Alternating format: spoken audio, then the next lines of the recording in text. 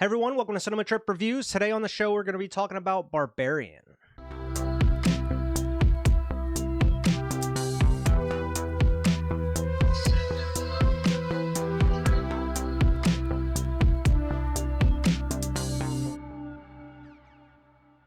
Hey everyone, welcome to Cinema Trip Reviews. My name is Wyatt, and today we're going to be talking about probably the most surprising movie of the year, which is Zach Cregger's Barbarian. Before we get into the show, make sure to like, share, and subscribe. Follow us on Twitter at Cinema Trip Views, and check out our Linktree and Anchor pages for the show on all the podcasting platforms and audio only. Make sure to give us a good review on those.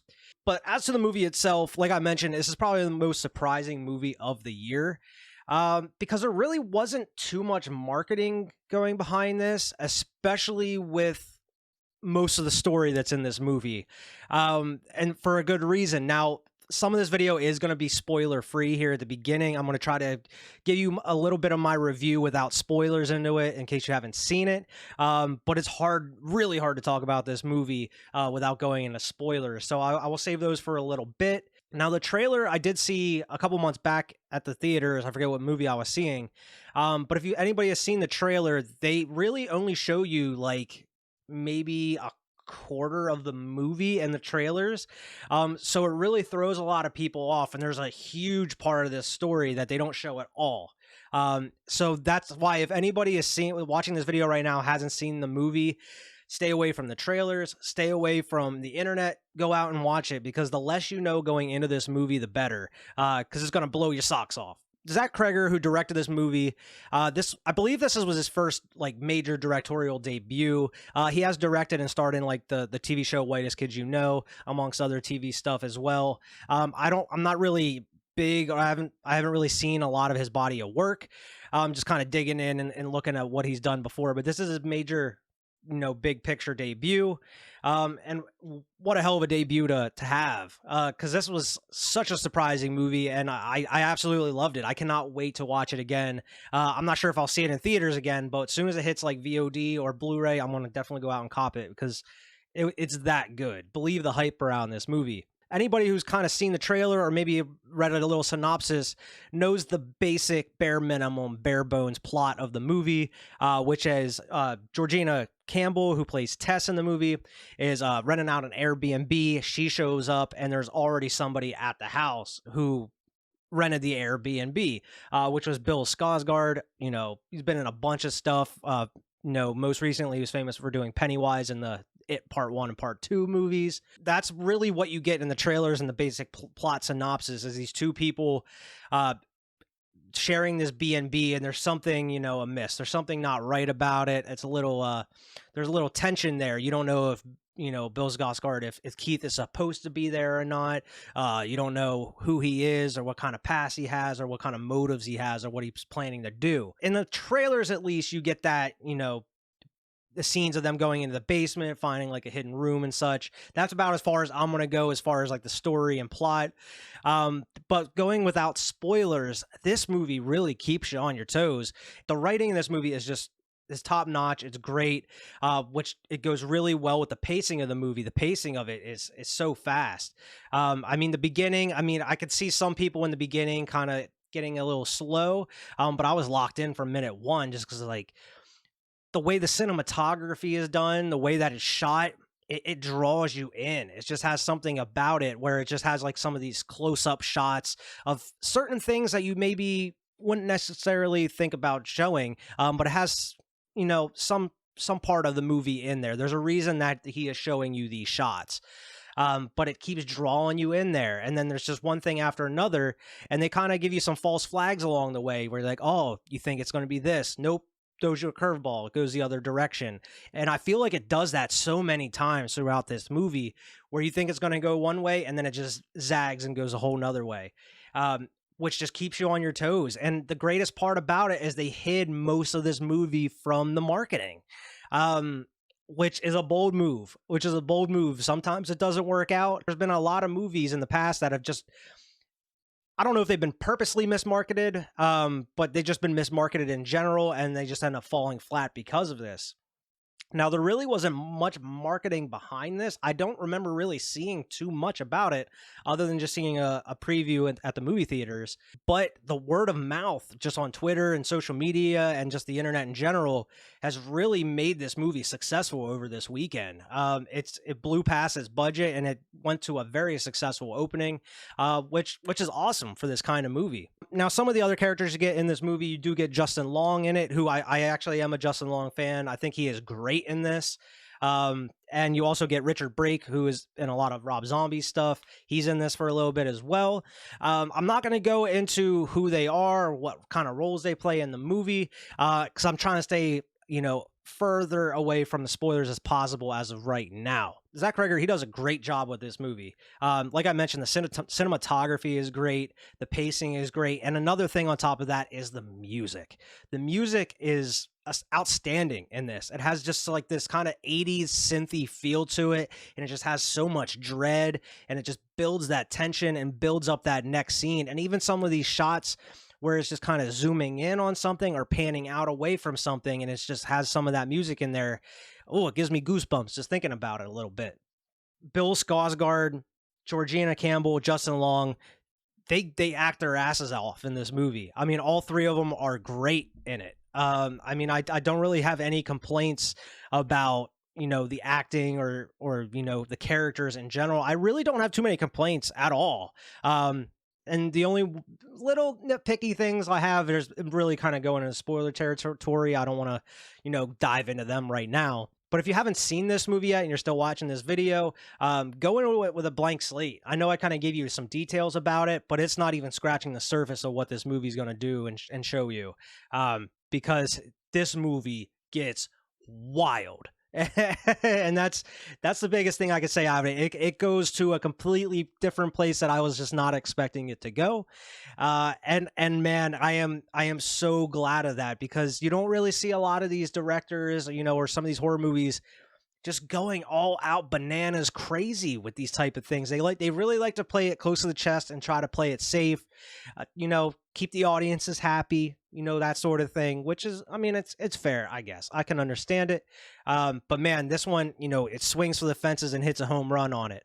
I really haven't seen too many bad reviews of this at all. And I'm definitely going to give it a great review. I really love this movie. And like I mentioned, this is the surprise film of the year for me, at least. And I know for a lot of other people, I know a lot of people really kind of was thinking X was going to be that surprising movie of the year, or Pearl, which was announced recently, which is going to be coming out very soon. I did really like X. I liked some of the twists and turns in it, but it doesn't hold a candle to this one. I think they're both very good movies, but as far as the twists and just upping the ante and upping the stakes a little bit more, this movie just does it for me. And it was just that surprise factor that goes into it with me. A lot of people are kind of comparing it, not comparing it movie wise, but kind of the reception and the way it's doing for people with Malignant, which came out last year.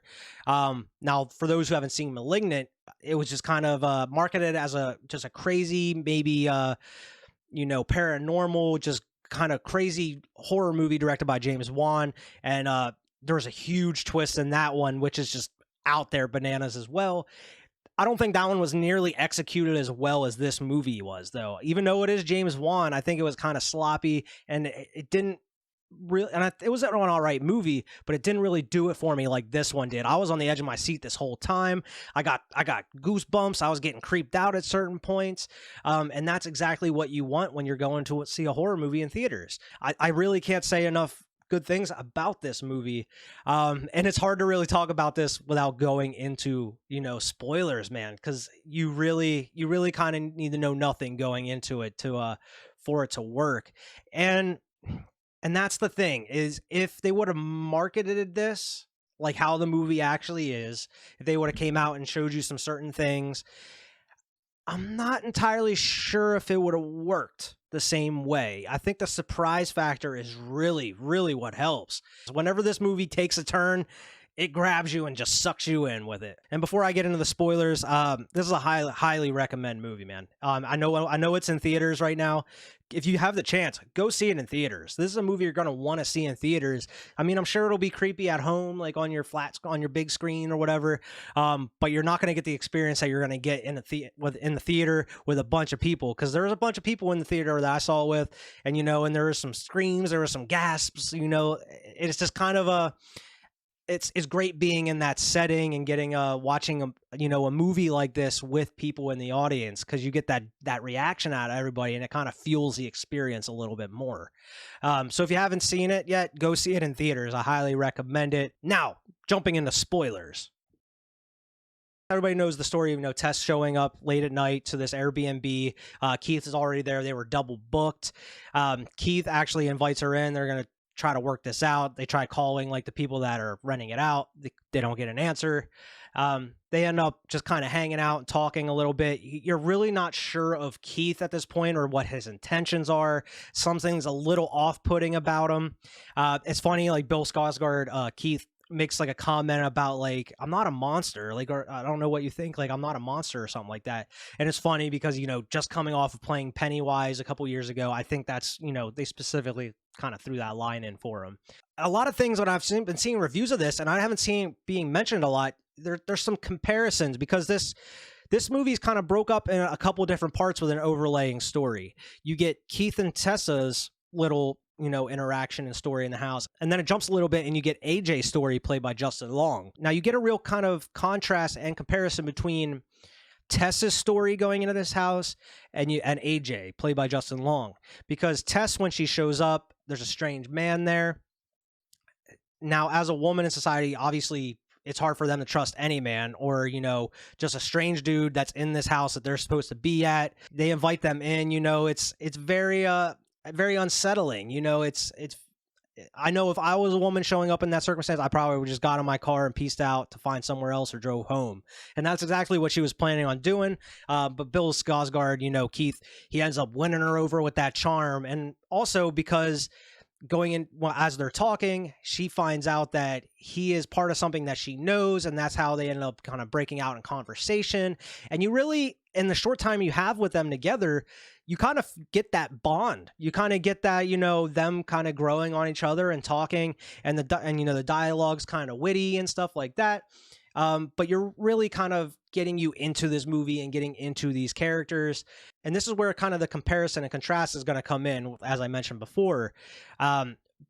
Keith mentions to Tess that if the shoe was on the other foot, if he would have showed up to the Airbnb and Tess was already staying there, there's no way in hell Tess would have let him in that house.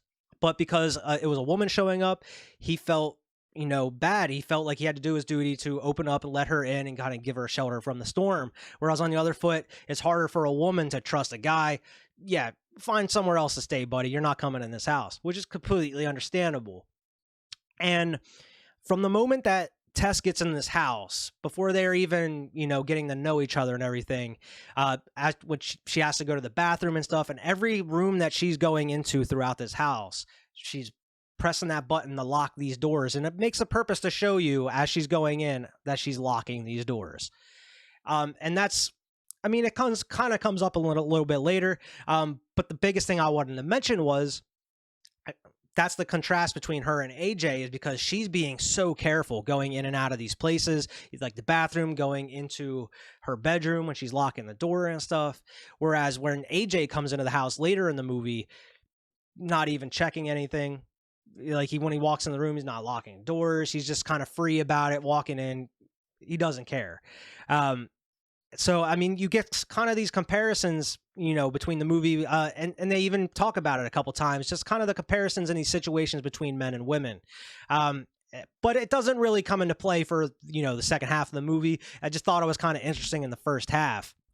Now it's time to talk about the thing that they're not showing you in the marketing, the thing that nobody's talking about because nobody wants to spoil with other people. We're going to dive right into it, which is the basement, which is the thing in the basement. So it kind of all starts with, Tess hearing stuff in the middle of the night. She thought it was Keith. The door was open and stuff. You find out, Keith is actually a good dude. He was, telling the truth and whatnot. And she thought she heard stuff in the house. She leaves, wakes up the next day. he's already gone or whatever. She goes to her interview, comes back. She ends up going into the basement. The door shuts behind her. She can't get out. She goes down in. It looks like a normal basement, right? No, there's a rope sticking out of the wall. She pulls it, opens up a secret door, a secret passage. It goes into an empty room with a bloody handprint on the wall and a dirty bed and a bucket with a video recorder, a tape recorder sitting right there. Very creepy. Immediately you would have been out, and that's exactly pretty much what she said. As soon as she saw that passage that goes into that dark hallway, she said, "Nope, I'm out." And then that's when she found the door was locked. One thing leads to another. They find the second opening, which goes down into a dugout cavern, which is pitch fucking black. And that leads to, the biggest, craziest reveal of the movie is whenever she's going down looking for Keith, and she runs into him, and that's when you get like one of the first jump scares in the movie. And he's just telling her, "There's something down here with us. We got to go. It's coming. It's coming." And then you run into it. You see the thing, and it's just this weird inbred woman type monster with these like sharp teeth and long, like greasy, like thin hair. And it's just so disturbing to see all at once, and you're not expecting it because it's just not in any of the trailers. You don't know anything about this, and as soon as you see it, you just get one of the more gruesome kills of the movie, or just her smashing his head against this wall over and over and over and over again. And then it just cuts, and then it goes into, AJ's story, played by Justin Long. Wow. That's all I got to say about it. It's just wow. Like, I just was not expecting this, and I'm sure nobody was. And that's what just draws you in for the rest of this movie. It's like, what the hell? Where did this come from? I need to know more. I need to dive into it. And you get a little while until you go back into that like cavern, that basement area. It's a slow burn a little bit, but once you get back into those caverns and stuff, you're on for the rest of the ride. I'm not going to dive into the full breakdown of the movie, but Justin Long, he's great in this movie as well. He plays a pretty big scumbag in the movie. But once again, like he's part owner of the house. He goes down into the basement. He ends up, running into the, same thing. And he finds like the den where they call it the mama or the mother is staying, and it's just like this weird purple type room with this TV on showing like a mom teaching a child how to breastfeed, which comes into play. And he ends up like running from this monster, and then he falls down into this cage where Tess is, and she's still alive. And then it cuts to Richard Brake. It cuts to his part of the story. And this is probably my only big nitpick of the movie, is right here with, it's such a big difference between Richard Brake's part and then going back into the story you already saw. When you see him, it's the same neighborhood, because this movie is set in Detroit, and at the beginning of this movie, it's pitch black whenever Tess shows up at this house. You don't see any of her surroundings around there until the next morning when she wakes up and leaves. And it's this area in Detroit where it's just, all these homes are just broken down and just look terrible, and it's the slums of Detroit. When you get to Richard Brake's part of the movie, that area of Detroit is all built up and colorful, and you don't know what's going on at this point in the movie. And I think this little section of the movie, this should have been the beginning. This should have been the big opening of the movie, because the way it is it's just Richard Brake kind of coming out of his house, getting in his car, going to the store. He's looking for like baby stuff, like diapers and plastic sheets and stuff like that. He says he has a kid on the way or whatever. But there's something off about this dude. Immediately you're like, oh no, because Richard Brake, dude, he just seems like an evil guy. He's always playing bad dudes. There's just something about him. I'm sure he's a nice guy, but he always seems to just play evil dudes, and he just has that presence about him. So you automatically know something is off. And as he's leaving, he's getting into his car, and then he notices this woman, and he starts following this woman. And then it cuts, and he's watching her go into her house. But he gets out and he puts a suit on, and he disguises himself as like a repairman. He's going in and like check the water pressure in her house, and he's pretty much casing the joint, and he purposely unlocks one of the windows, assuming he can get back in at night to do whatever he needs to do. And then it cuts back to him, pulling up to his house. And as he's getting out, he's talking with his neighbor or whatever, and you hear screaming and stuff in the basement in his house. And I feel like that would have been the perfect part to open up this movie. Because if you would have had all of that where he was just, getting out, stalking this woman, getting to his house, and you hear screaming and stuff in the basement, boom, cut the Barbarian right on the front. And then during that whole part with, Tess and Keith, you're like, how does this fit in with Richard Brake? And then you're guessing the whole time, trying to wonder, like, what's in the basement, such and such. I feel like it would have worked out like that, because the tonal shift between, going from Tessa's story into, Justin Long's story, and then you get this little Richard Brake thing, it kind of like, it's a little jarring at first. And I feel like it would have worked better just at the very beginning, because after you get out of that, then the movie would have kind of felt the same going out. Now, I think I've talked about this on the show before. I believe it was on our Death Proof review. Go check out that review. I'm not a big fan of movies kind of starting a new story halfway through, and this movie kind of does it like a couple times. After Tess's, you get into AJ's, and then after AJ's, you get into, Richard Brake's for a minute. It kind of throws you out of the movie a little bit. It throws you off. It worked still. This movie still works for me. It didn't throw me out enough that it was jarring. I was just kind of wondering, like, what the fuck's going on here? Like, why would they throw this here? Like, what does this have to do with the rest of the movie? We don't even know who this guy is. Obviously, it's the same house.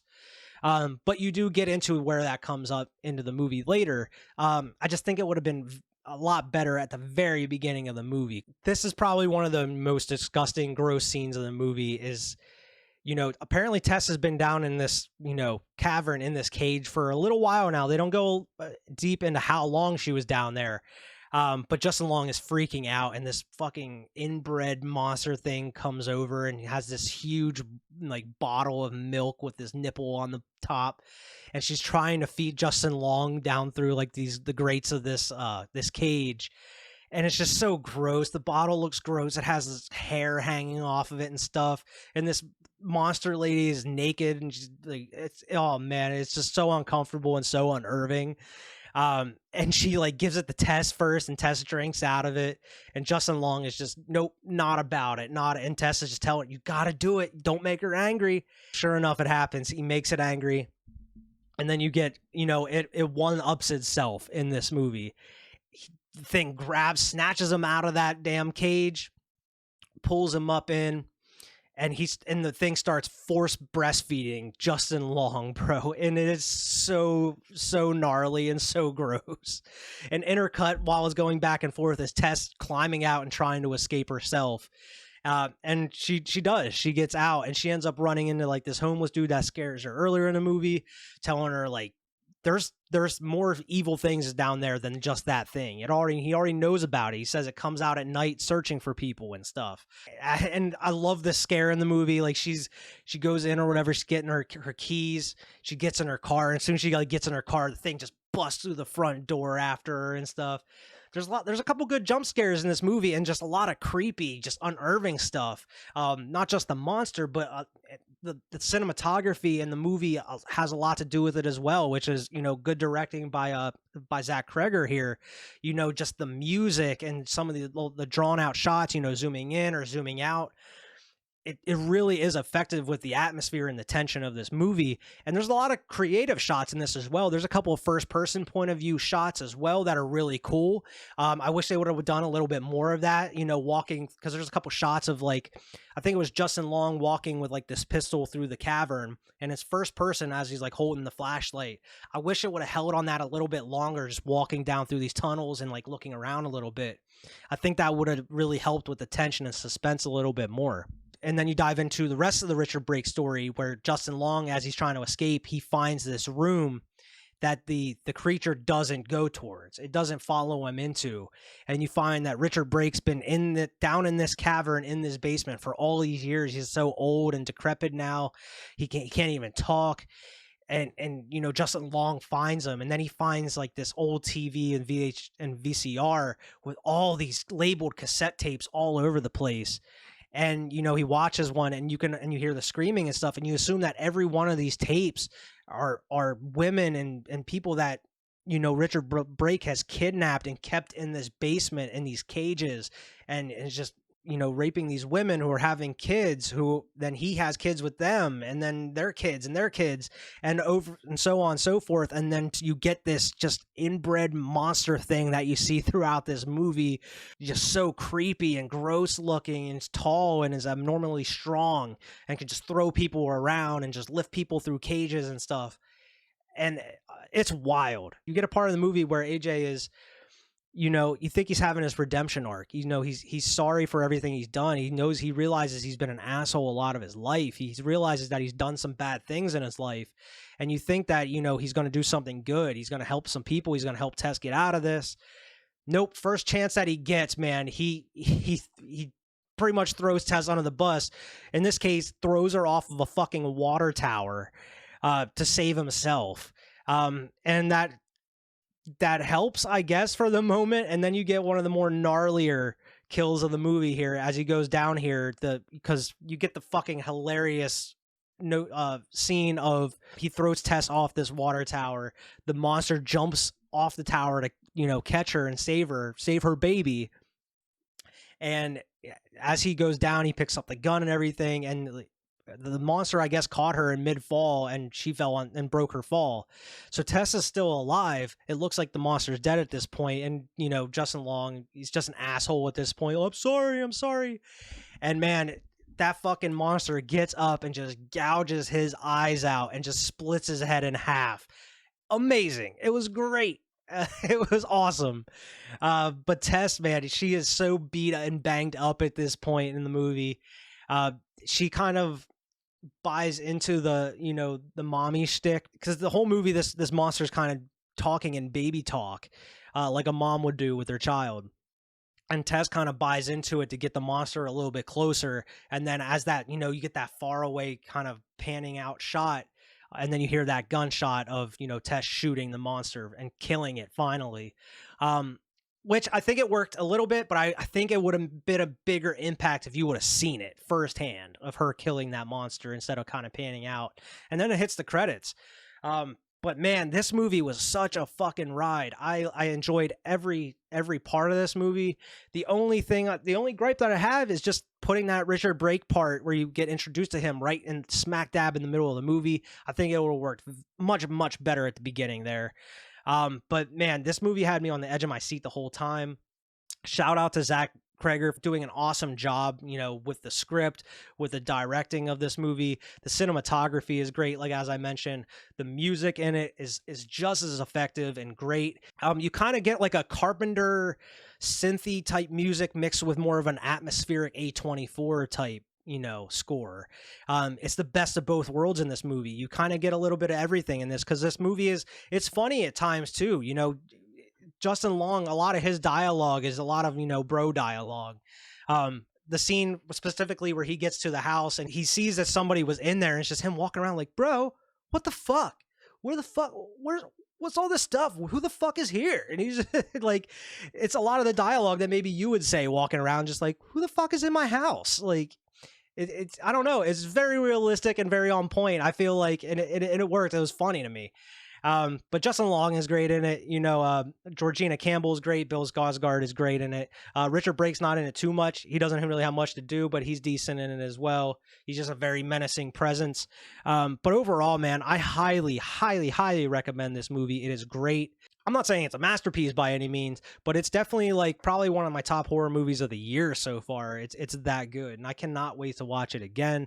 It's definitely gonna knock your socks off if you haven't seen it. But I mean, if you haven't seen it at this point and you're watching this far, you've already been spoiled. So I mean, probably not gonna be as effective, right? But yeah, that's the show for this week. Thanks everybody for watching. Make sure to like, share, and subscribe. Make sure to follow us over on Twitter at CinemaTripViews. Check out our Linktree and Anchor pages for all the podcast links for our audio-only podcast version of the reviews. Make sure to go leave a good review on those as well. And we'll see everybody next week for the next review.